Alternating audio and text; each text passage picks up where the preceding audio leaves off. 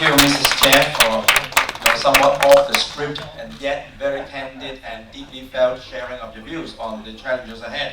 So now I would like to call upon Professor Peter Yuen yet again to give us the third keynote speech, and the theme of which is self-financing sub-degree programs, facts versus myths.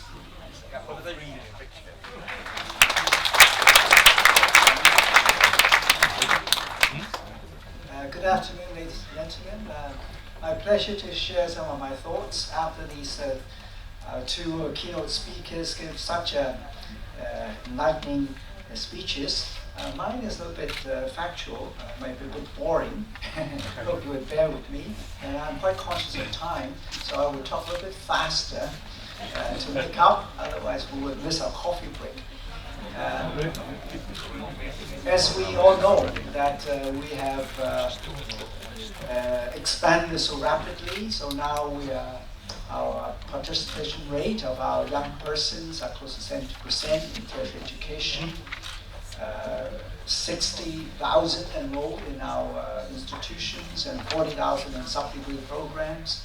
We feel we have contributed significantly to Hong Kong's knowledge-based economy, and we have satisfied the aspirations of many Hong Kong young persons who cannot get a place in a UGC institution. However, I think our main challenges is our image. There are so many negative stories in the media and in LegCo about our sector, which I think is grossly unfair. And they include that the programs are of poor quality, the further study opportunities are very poor, and job prospects for our graduates are very poor, and employers do not like to hire sub-degree graduates. So these are the popular conception or misconception. So me and my colleagues have done some exercise. We benchmarked with US community colleges, and we also done some UGC funded programs benchmarking. Community college, of course, started in US over 100 years ago, and they are heavily subsidized by the government. The community college in US educate about 45% of all post-secondary students, and there are currently over 1,000 community colleges in US. And there was a recent review by a commission, and they concluded that community colleges are still very good. So the nation can take pride in what America's community colleges have accomplished, despite also many problems. So what I've done is we've picked 3 Hong Kong community colleges, the 3 big ones. I call it the big 3. And then we picked 3 US community colleges, one in Wyoming, one in California, one in South Carolina. So they are sort of different in nature. One is private and 2 are public. We look at teaching staff with doctorate degrees. And in Hong Kong, 27, 30, 41. The 3 in US, 5%, 20, and 32. So definitely, I think we are not poorly off. Staff to student ratio, I think that is quite important in terms of quality. I think we are sort of comparable. So the big 3, one of us, a little bit on the high side, I think, 1 to 35. The other 2, 1 to 26. So in the US, I think they are sort of in that range. One is a little bit lower. Student admission, student quality. US always has open admission.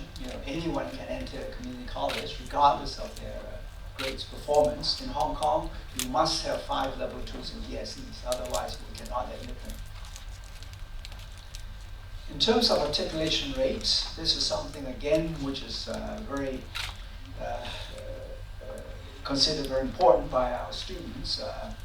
If we look at the 3, it's kind of low in the US. With the exception of South Carolina, that one is a small private community college. They have 90% graduated or transferred. The other ones are quite low actually. In Hong Kong, the big 3 has actually very high articulation rate. 84%, 73, 73. And if we look at the two public funded places, it's 32, 25. Then I look at the performance of them, those that managed to get a UGC funded place. And I use my own institutions to compare. So we have these are the associate degree graduates, and this is the overall average. So we look at the grade 1 average, use 4 years data, we find they are actually no difference, no significant difference. So they perform, these students, 80 graduates, when they enter into a senior year place, they perform just as well as the FIFD students. And then we look at graduation, classification. In terms of first class honors, I think the 80 graduates are a little bit lower, the percentage of first class honors compared to the overall average. But if we look at 2-1s, I think they are about the same, if not better for some years. 2-2s, more or less the same. And third class honors, more or less the same. So in terms of first class honors, it's a little bit lower, but other classes are more or less the same. Then we also get some information from HKUST, 2 programs, computing. Again, we look at the GPAs, compare them with the DSE. These are the FYFD DSE. And then we look at the grade 1 average, very similar.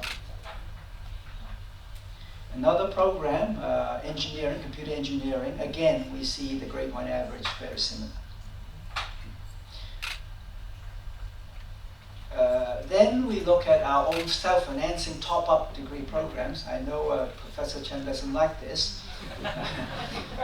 But because the top-up, the senior year places is artificial, it's just the numbers that government gives to UGC. So there are many good students who are still not able to get into a UGC-funded senior year place. So I think it's still necessary to have our own top-up degree, self-financed top-up degree programs. So of course, these students are not as strong as those who have entered, but it does not mean that they are hopeless, that they cannot do well. And in PolyU Speed, I think we use the same kind of QA systems and benchmark with the PolyU funded programs. And hence, if we look at, most of them who entered basically are able to finish. Their withdrawals and to registration, attrition rate is actually not that high. So they managed to finish. And looking at the GPA, their GPA in speed is lower than that in the UGC funded programs. So I think that is normal, because these are a little bit weaker students who entered into self-funded programs, and we don't inflate. So it's not easier in speed. So we find that their grade 1 average is a little bit lower than the UGC funded counterparts. But they're still okay.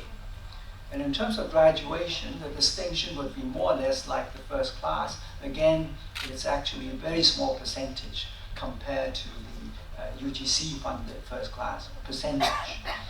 So here we see that these students who are not so strong, but they still do well. They still do okay in the self-financing top-up degree programs.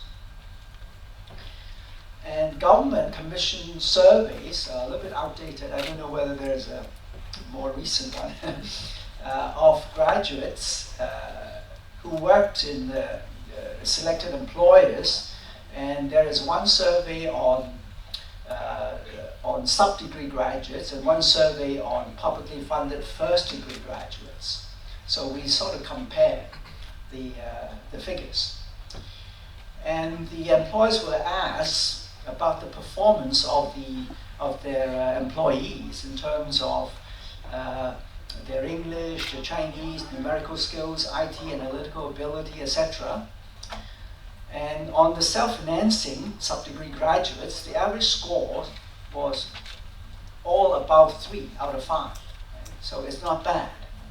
and the overall score was 3.41 out of 5. Compared with the publicly funded first degree graduates, they're also all above 3. Overall score a little bit better, 3.58. But these are sub-degree graduates scoring 3.41. So they are not disastrous. They are not incompetent. So it's not as good. They studied 2 years less, and yet they achieved that kind of rating from the employers. It's actually not bad. And then when asked, are they satisfied with their employees, quite satisfied and quite dissatisfied and very dissatisfied, 8%. Very satisfied and quite satisfied, an average of 92% for sub-degree graduates. For publicly funded first-degree graduates, the dissatisfied is 4%, a little bit lower, and the very satisfied and satisfied are 96%, a little bit higher. But again, the difference is not that remarkable, right? So in conclusion, I would say that Hong Kong community colleges compares favorably with US community colleges. And we are only less than 20 years old. US community college over 100 years old. They have lots of funding from government. We do not have much recurrent funding support from government. Our teachers' qualifications are much better. Our SSR are comparable. Our admission requirements are much more stringent. Our articulation rates are better. And graduates perform well after articulation to UGC programs as well as the self-financing programs. They also do okay. And employers are in general satisfied with our sub-degree graduates. So given the short history, given that our operators are all operating on a non-profit making basis, we have been providing tens of thousands of tertiary education opportunities to young people in Hong Kong, not burdening Hong Kong taxpayers. So I think our self-financing institutions in Hong Kong deserve greater public recognition. Thank you.